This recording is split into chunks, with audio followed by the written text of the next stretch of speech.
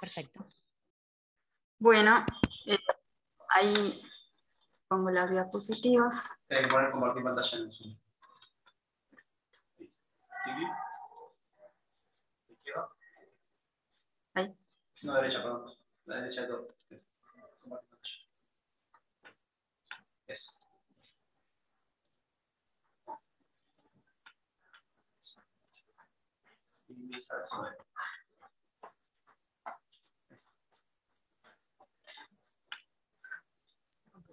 Sí. Bueno.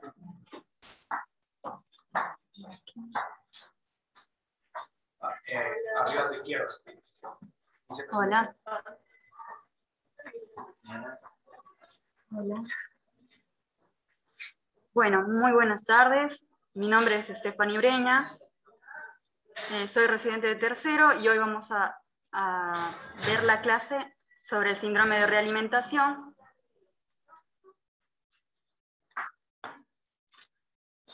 Bueno, y lo que dice en este dibujito es 1 de cada 5 niños menores de 5 años es desnutrido crónico, que es una realidad que vivimos en Latinoamérica y bueno, en otros continentes también.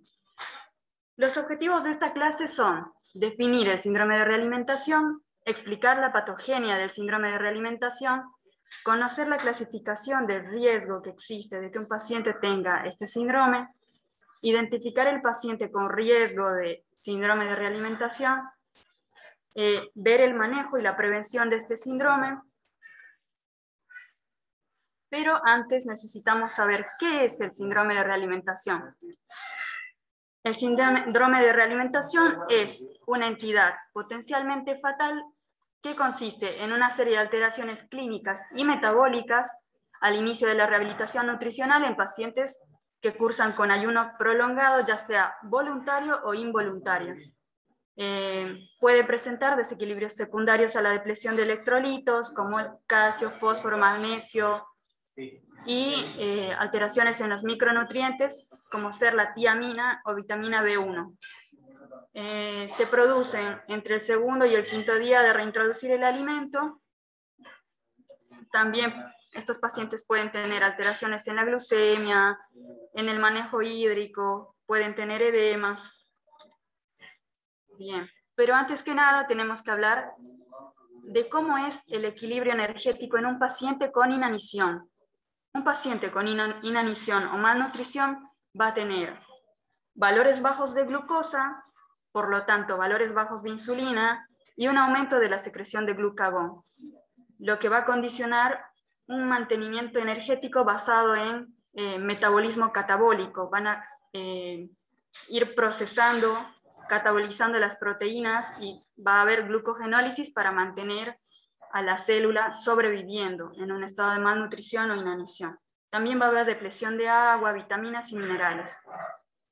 Pero pasando al síndrome de realimentación, lo que va a ocurrir en este síndrome es, va a haber un aumento de glucosa, va a haber aumento de la insulina, disminución de la secreción de glucagón, y debido a que la glucosa va a empezar a ingresar a la célula, va a haber también una disminución en los valores séricos de fósforo, potasio y magnesio en el espacio extracelular. Y esto también, a su vez, va a producir un aumento de la utilización de tiamina y ATP, que va a resultar en deficiencias de los mismos en los valores séricos.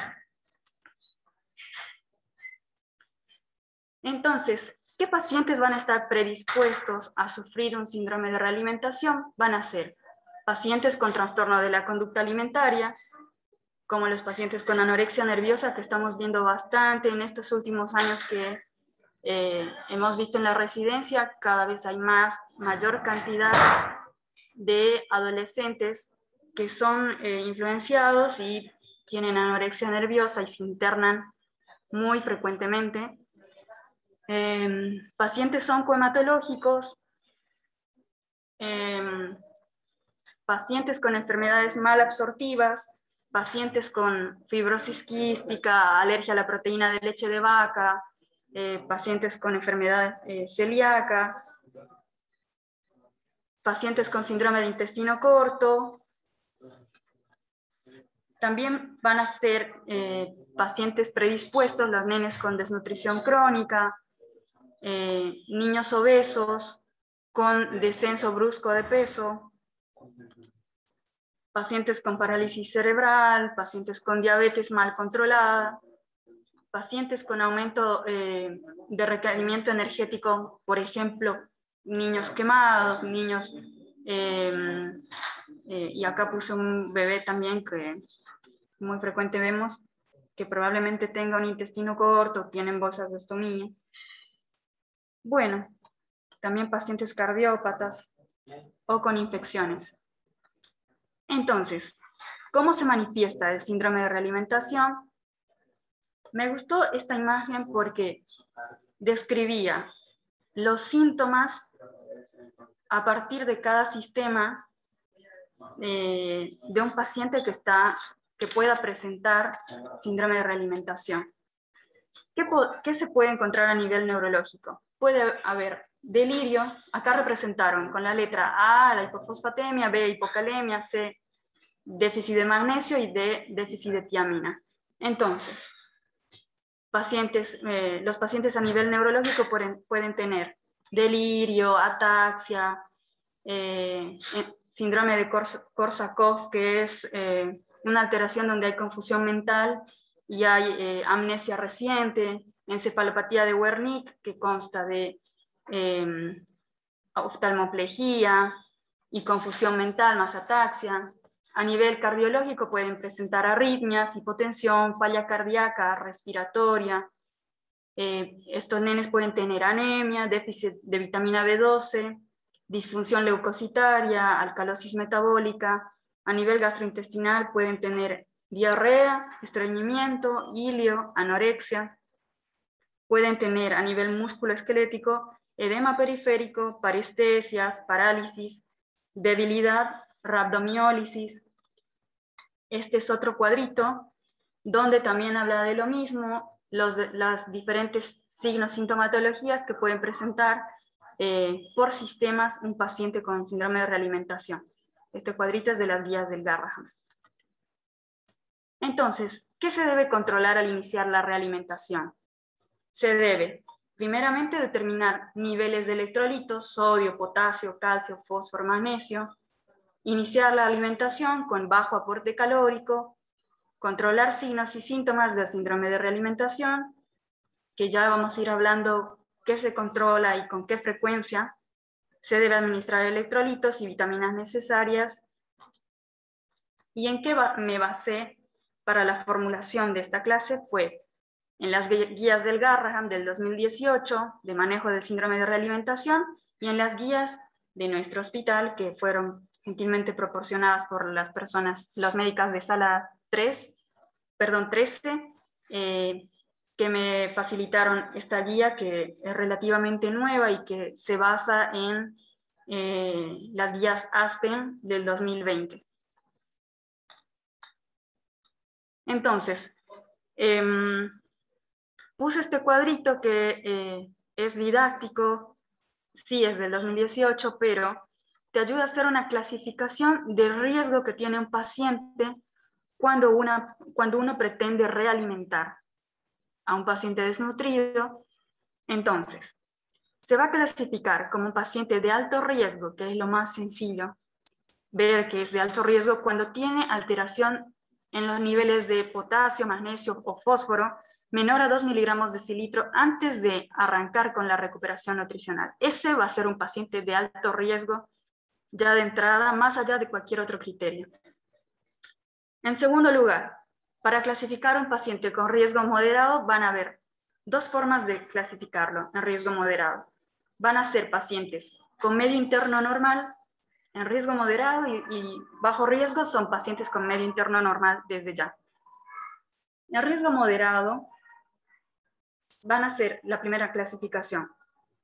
Chicos con un medio interno normal, con al menos uno de los siguientes dos criterios, que tengan alteración en la curva peso para la edad con menos del 70% en menores de 1 año, o alteración en la curva peso para la talla menor al 70% en mayores de 1 año.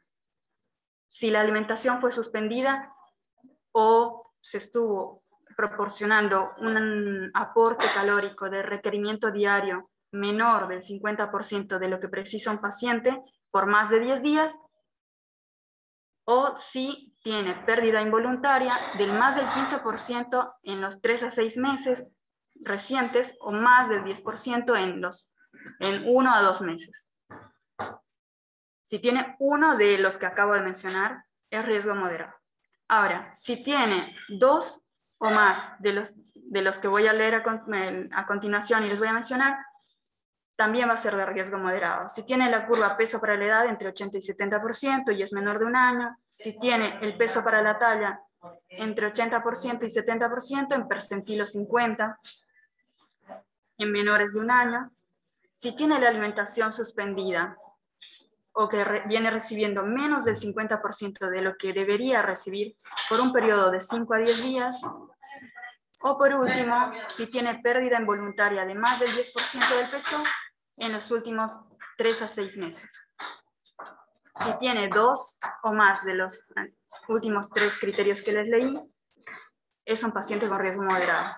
Y un paciente de bajo riesgo va a ser un paciente que tenga uno de los siguientes criterios, que son los últimos 3 criterios que les acabo de mencionar. Alteración en la curva peso-edad, entre 80 y 70%, alimentación suspendida en un periodo de entre 5 a 10 días, o pérdida involuntaria de más del 10% del peso en 3 a 6 meses. Bien, eso según las guías de manejo del síndrome de realimentación del Garrahan. Respecto a las guías de prevención y manejo de nuestro hospital, va a clasificar en pacientes de riesgo moderado y alto.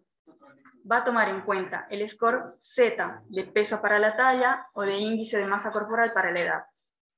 Moderado van a ser score Z entre -2 y -2,9, y alto van a ser menor a 3 o más.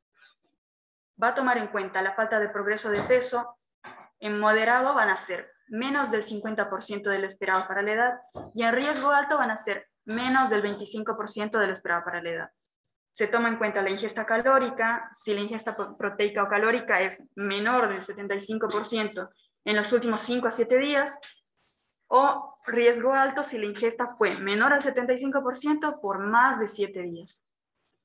En ambos se van a ver alteraciones por debajo del 25 a 50% del límite inferior de magnesio, fósforo y potasio plasmáticos. También toma en cuenta la pérdida de masa magra y masa grasa, y también toma en cuenta las patologías o condiciones clínicas asociadas, ya sea moderadas en riesgo moderado y patologías severas en el riesgo alto.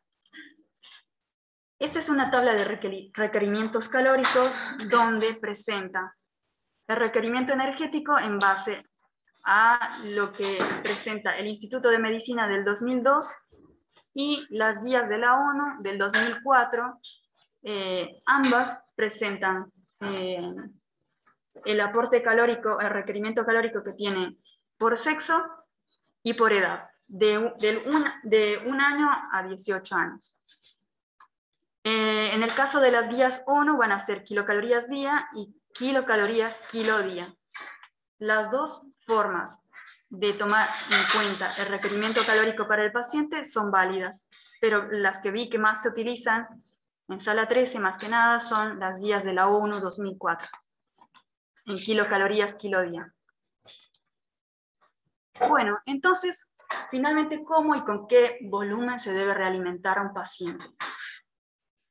Esta tabla, que son de las guías del Garrahan, divide a los pacientes en 3 grupos.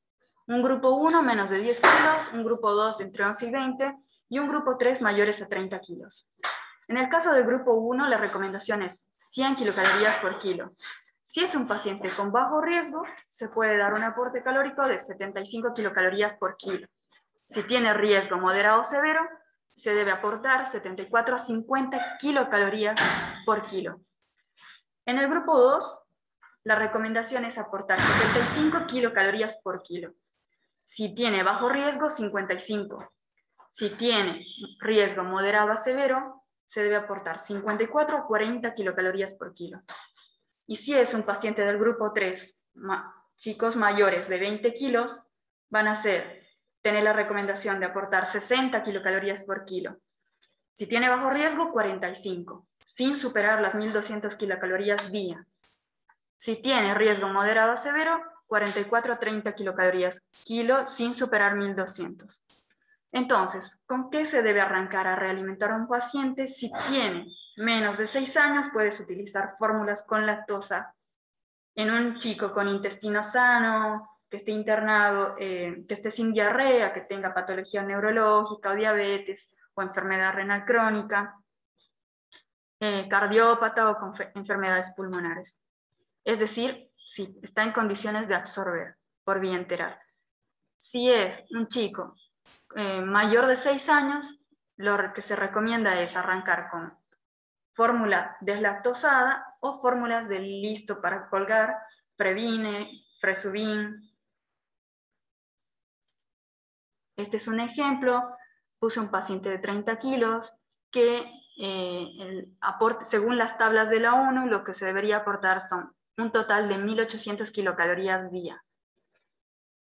Suponiendo que este es un paciente con riesgo grave de síndrome de realimentación, lo que recomienda la tabla, que a ver si puedo volver para mostrarles, suponiendo que es un chico de 12 años, lo que debería recibir es 62 a 55, 60 a 52.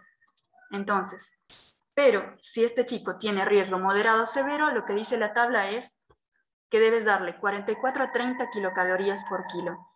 Entonces, tomando en cuenta que es un chico con riesgo grave, lo que se va a hacer es a un chico de 30 kilos darle un aporte de 33 kilocalorías por kilo, que le da un total de 990 kilocalorías por día en 24 horas.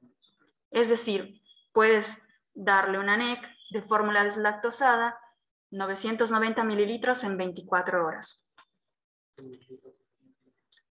Entonces, también es importante que se realice la suplementación vitamínica, que les había hablado, de la deficiencia de tiamina, que también se debe suplementar, se debe realizar este aporte de tiamina.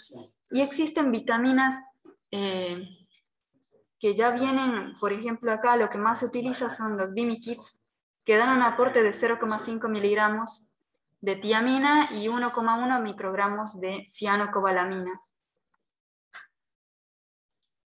Pero hay otras presentaciones, por supuesto, dependiendo de lo que se disponga en el hospital donde estemos, ¿no? Bueno, la monitorización del paciente con síndrome de realimentación o con riesgo debe ser cada 12 horas en un paciente de alto riesgo, cada 24 horas a los chicos de moderado riesgo durante los primeros 3 días, y debe descenderse el aporte calórico al 50% si es que existe una caída brusca de valores al inicio de la realimentación. Acá les puse una tablita de la frecuencia que debe haber de los controles plasmáticos de los electrolitos. Se debe controlar al inicio todos los electrolitos: sodio, potasio, magnesio, fósforo, calcio, folato, B12 y glucemia. Al inicio se controlan todos. Posteriormente, el sodio-potasio se controla diariamente hasta que estén estables y una vez estabilizado, semanalmente. Se controla el magnesio y el fósforo diariamente si tiene riesgo de síndrome de realimentación, y 3 veces por semana hasta que esté estable, y luego semanalmente cuando ya esté estable. El calcio semanalmente, los folatos cada 2 a 4 semanas, y la glucemia 2 veces por día hasta que esté estable, y posteriormente 1 vez a la semana. Bueno, y pasando a hablar de lo que son los valores normales y las correcciones. Los valores normales de fósforo van a ser de 4,5 a 5,5 miligramos decilitro, de magnesio sérico 1,5 a 2 milequivalentes litro, y del potasio 3,5 a 4,5 milequivalentes por litro. Acá les puse una tablita donde te proporciona los valores normales, los requerimientos basales diarios de fósforo, magnesio y potasio por edades. Y pasamos a hablar de la hipofosfatemia. ¿Cuándo vas a ir a corregir a un paciente con hipofosfatemia? Si éste tiene síntomas o si tiene un valor menor a 1 miligramo decilitro. La corrección se va a realizar a 5 a 10 miligramos kilodosis a pasar en 4 a 6 horas. Se puede repetir hasta llegar a una dosis máxima de 1200 miligramos por día y se suspende cuando se alcanza un valor sérico de 1,5 miligramos decilitro. El mantenimiento se hace a desde 15 a 45 miligramos por kilo por día endovenoso. Y bueno, esa es la presentación que viene de 3 milimoles. La ampolla trae 93 miligramos por mililitro de fósforo y como es fosfato monopotásico, trae potasio, 4 miliequivalentes por mililitro. La preparación se debe diluir 1 centímetro de fosfato en 100 mililitros de solución fisiológica por cada 10 kilos. Puedes diluir en solución fisiológica o en dextrosa al 5%. Si vos tienes que suplementar, tienes un chico con valores de fósforo menores de 4,5 pero mayores de 1,5 miligramos decilitro, se puede suplementar con estas fórmulas magistrales que preparan en nuestro hospital, que son soluciones de fosfato mono o disódico, que traen 20 miligramos por mililitro de fósforo, y la dosis es 2 a 3 milimoles por kilo por día, y 1 milimol es igual a 31 miligramos. Bien, pasamos a la siguiente. Respecto a la hipomagnesemia, nosotros vamos a ir a corregir la hipomagnesemia si el paciente tiene un valor menor a 1 miligramo decilitro o si está sintomático. Se corrige con sulfato de magnesio con una dosis de 0,2 a 0,4 miliequivalentes kilodosis. La presentación, se puede realizar administrar hasta 3 dosis con una dosis máxima de 16 miliequivalentes por dosis. Tiene que haber una dosis de mantenimiento de 0,25 a 0,5. La presentación son las ampollas que usamos para pasar sulfato de magnesio a los chicos con crisis asmática grave. Son ampollas del 25% que traen 2 miliequivalentes por mililitro, igual a 250 miligramos de sulfato de magnesio. Se debe pasar en 15 minutos, diluyendo en solución fisiológica 10 miligramos por mililitro, y se infunde a 1 miliequivalente kilo hora.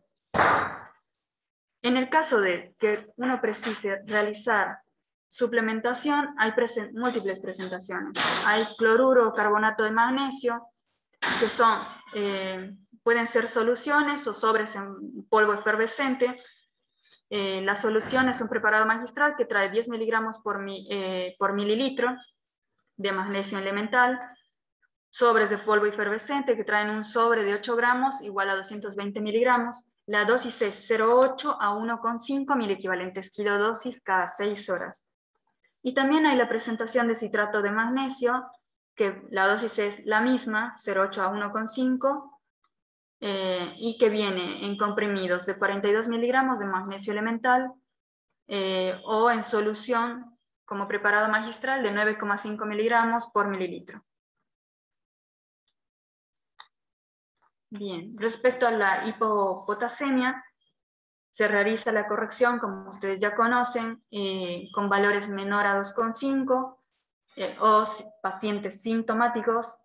Se corrige con cloruro de potasio al 3 molar, cuya presentación son ampollas que traen 3 miliequivalentes por mililitro de manera endovenosa. La dosis es 1 miliequivalente kilodosis. El flujo puede ser 0,5 miliequivalentes por kilo hora, en un tiempo de 1, 2 o 3 horas, dependiendo de la vía que disponemos, ya sea vía central o periférica. Uno puede ver la concentración que puede infundir. Y bueno, este tipo de corrección de cloruro de potasio ya la han debido realizar, la realizamos muy a menudo. Acá hay un ejemplo. Es un paciente de 10 kilos con hipopotasemia, donde se le va a administrar una dosis de 1 miliequivalente kilo, en total 10 miliequivalentes, a un flujo de 0,5 miliequivalentes por kilo por hora, y por lo visto es una vía periférica. Entonces, 0,5 por 10 igual a 5 miliequivalentes hora. Se puede infundir 60 miliequivalentes en un litro. Se debe infundir 5 miliequivalentes en total a este paciente y acá obtenemos el disolvente para preparar esta corrección. Entonces, quiere decir que los 5 miliequivalentes hay que diluirlos en 85 mililitros. Entonces, solución fisiológica 85 mililitros y cloruro de potasio al 3 molar 1,5 mililitros. Y a pasar en 2 horas sería 43 mililitros hora. Bien, eso en cuanto a corrección. En cuanto a suplementación, hay presentaciones de gluconato de potasio, más conocida como CAON, que ya lo han debido escuchar nombrar. Son jarabes que traen 1,33 miliequivalentes de potasio por mililitro. Y hay también cloruro de potasio al 3 molar, que tiene una presentación de ampolla de 3 miliequivalentes por mililitro que se administran por vía oral, diluidos en la leche, y la dosis es 3 miliequivalentes kilo día, más el aporte de mantenimiento, que es 1 a 2 miliequivalentes kilo día por vía oral. Bueno, estas tablitas se las agregué porque son prácticas, dependiendo de valores, te indican las dosis de corrección.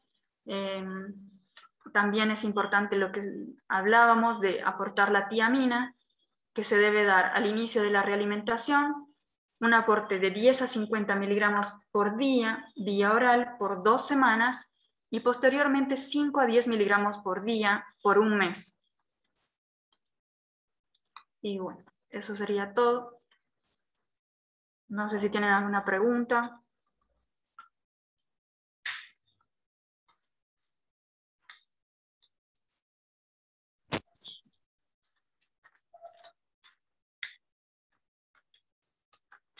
Bueno, Estefi, Sole, ¿estás por ahí? No sé si querés hacer alguna aclaración.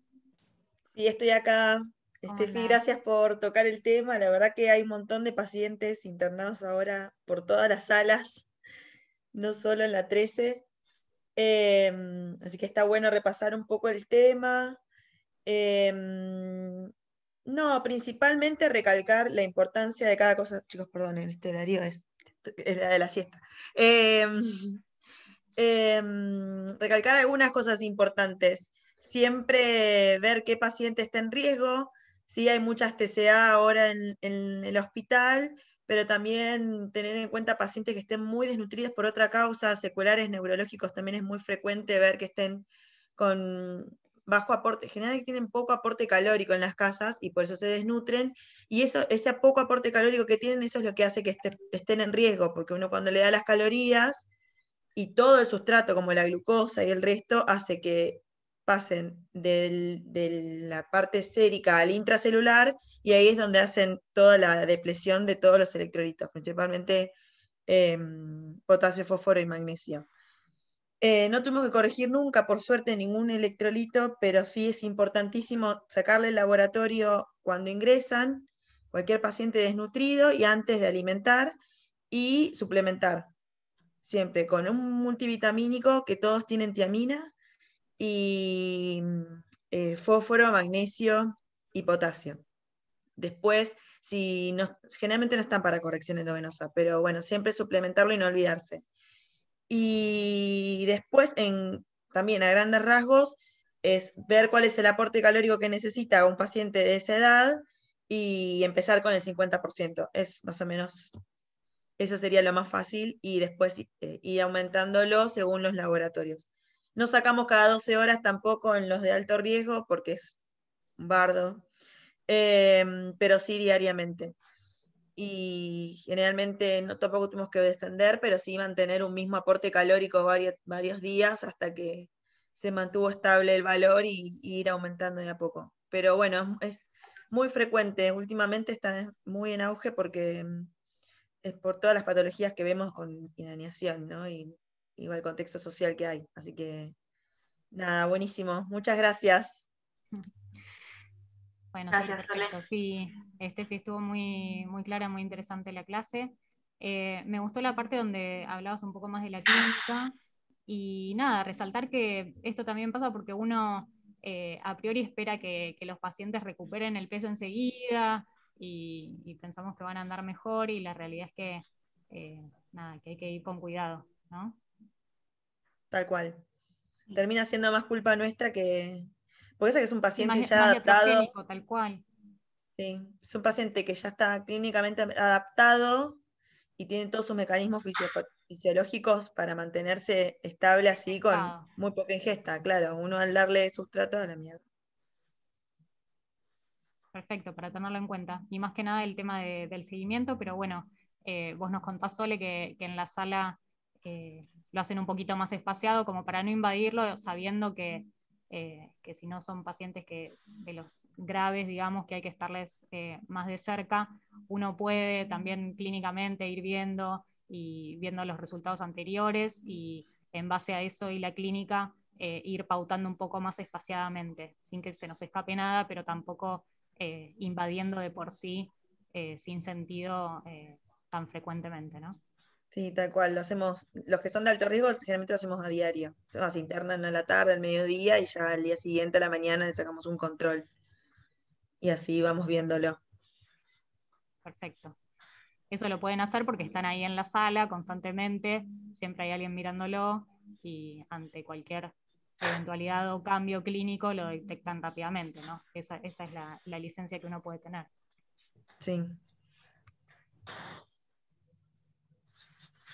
Bueno, Steffi, te dicen muy buena la clase, muchas gracias. Bueno, gracias. Creo que Gracias a tenemos más todos. preguntas. Bueno, muchas gracias, chicos. Damos por finalizado entonces el encuentro. Gracias a todos, nos vemos la próxima. Bueno, muchas gracias, saludos.